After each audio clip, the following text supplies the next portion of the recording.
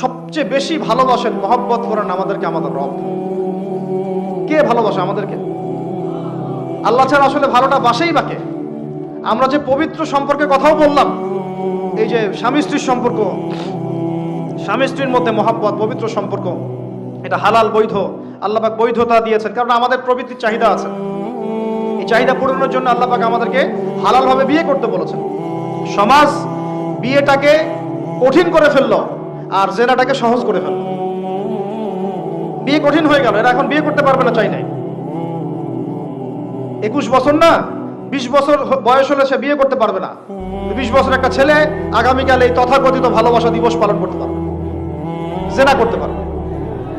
কেউ বলার কিছু নাই, কেউ বলার নাই, কেউ দেখার নাই, চলছে মানে এভাবেই চলছে। সমুদ্রের পানিতে ভেসে গেছি আমরা। একটা মেয়ের বয়স 17 বছর, সে কালকে জেনা করবে।